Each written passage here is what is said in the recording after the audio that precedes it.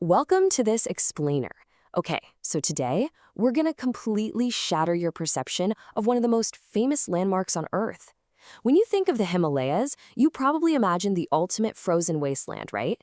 The tallest, coldest, and absolutely most unforgiving place on the planet. But what if I told you that this giant icy fortress actually used to be a bizarre tropical paradise teeming with massive, unimaginable creatures? Let's just dive right into this. To truly appreciate how wild this transformation is, we first have to grasp the sheer scale of the Himalayas today. We humans really pride ourselves on our towering achievements, like the Burj Khalifa in Dubai, which reaches about 2,700 feet into the sky. But the Himalayas? Just wrapping your head around the numbers is wild. This mountain range features over 100 different peaks that tower above 23,600 feet. Mount Everest alone completely dwarfs our tallest buildings by a magnitude of 10. It's just a massive, freezing wall of rock. But if we rewind the clock back to the Miocene epoch, roughly 18 million years ago, things looked incredibly different. We go from sparse life, freezing ice, and barren rock, to humid floodplains, incredibly thick, lush jungles, and an ecosystem absolutely packed with massive megafauna. It was literally one of the strangest places on the entire planet. Which brings us to a fascinating question to keep in the back of your mind as we go through this explainer. Imagine the absolute strangest animal you could possibly find living anywhere near the foothills of Mount Everest today. A 1-ton tortoise? Well, as we're about to see, that isn't just some crazy hypothetical. That was reality. Section 1. The Siwalik Hills, Window into the Miocene.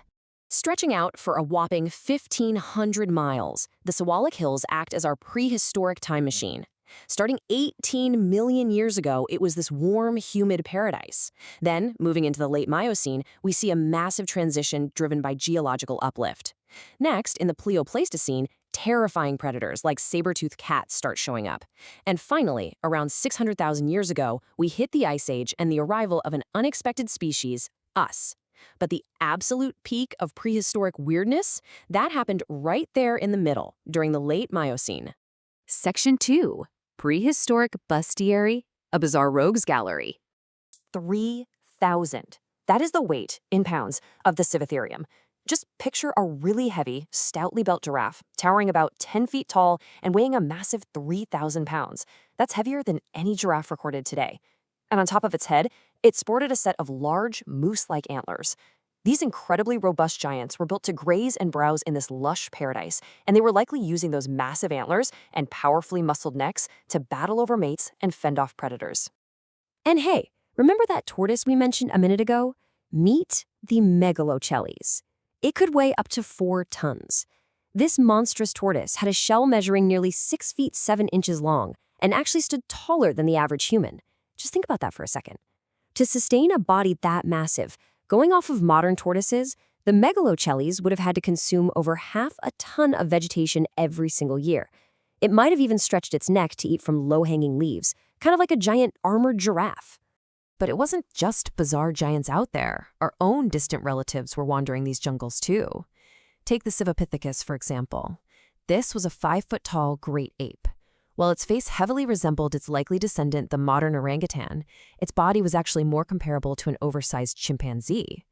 And fascinatingly, fossilized wrists and heavily developed canines tell us that it didn't just swing through the canopy. It spent a lot of its time foraging for tough seeds and grasses right down on the jungle floor. So the really crucial point here is that this environment was constantly being shaped by the animals living in it. We call these creatures ecosystem engineers, and the prehistoric Himalayas were an absolute hotspot for proboscideans. Those are the ancient relatives of elephants.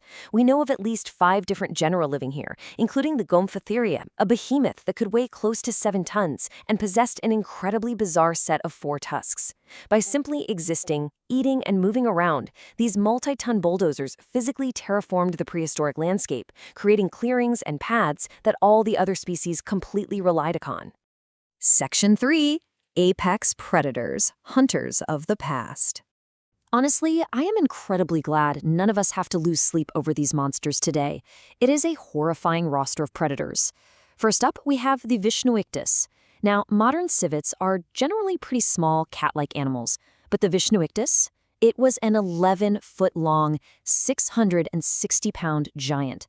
That is literally larger than a Siberian tiger, and it hunted under the cover of darkness.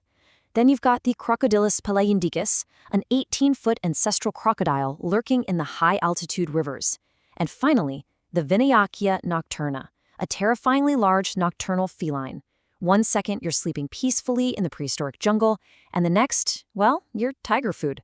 And whatever those apex predators happened to leave behind was very quickly handled by the prehistoric cleanup crew. The ecosystem featured a robust population of hyenids, including Lycaena and Thalassictus, who essentially acted as the jungle's brutal garbage disposal system. They were also joined by the Percurcuta. This thing was the size of a very large jaguar, trading in agility for incredibly powerful bone-crushing jaws that ensured absolutely nothing went to waste. And this brilliantly illustrates how the danger in this region only leveled up as time went on. Moving into the Pleo-Pleistocene era, the Himalayas welcomed the Megantereon. This was a lioness-sized saber-toothed cat, but with insanely sturdy, thick bones. It used those robust limbs and iron-grip claws to grapple directly with massive megafauna, holding them perfectly still so it could softly slide those specialized blade-like canines straight into their throats. It was lethal, precise, and absolutely terrifying. Section 4. End of an era. An ecological whodunit. So what happened? Well, the geological collapse really started with massive geological uplift. The mountains themselves were physically pushed higher up into the sky. And this change in the mountain's shape fundamentally altered the weather system, specifically completely shifting the Asian monsoons. Without that predictable rainfall, those humid, dense jungles rapidly dried out into open savannas. And right as the environment was desperately struggling to adapt, the Ice Age began to ramp up, plunging the once tropical region into a deep freeze. But, climate change was really only half the battle. As this quote notes, the arrival of the Erectus actually spelled out more bad news than good for the predators and inhabitants. Around 2 million years ago, a new creature migrated into this changing landscape, serving as a tiny but ultimately fatal antagonist to the remaining megafauna. It's kind of an incredible mismatch when you think about it. On one side, you have the megafauna, massive, heavily armored, multi-ton beasts that had ruled the place for millions of years. And on the other side, Homo erectus. Our ancestors did only 4 feet 8 inches to 5 feet 6 inches tall. Physically, they were incredibly feeble compared to a 4-ton tortoise or a tiger-sized civet. But they brought something the Himalayas had never seen before, a complex society, spears, hand axes, and eventually the control of fire. They became incredibly successful hunters, butchering the massive ecosystem giants and completely altering the landscape. So, between the freezing temperatures and the arrival of human ancestors, the giant tortoises and moose giraffes simply couldn't survive. But the Himalayas aren't entirely dead today. A few incredibly resilient species adapted to the freeze. Surprisingly, Asian elephants still roam the foothills at altitudes near 10,000 feet, living echoes of the ancient proboscideans. And they're joined by the snow leopards, brown bears, and red pandas that make up the incredible ecosystem we recognize today. Which leaves us with this final, pretty wild thought to consider. Are we actually lucky that the Himalayas froze over? We look at Mount Everest today and we just see a harsh, barren, frozen wasteland. But when you realize that sharing the world with 660-pound nocturnal civets, 18-foot crocodiles, and giant saber-toothed cats was the alternative, well, maybe a mountain of ice isn't so bad after all. Thank you so much for joining me on this explainer, and I hope you never look at the top of the world the same way again.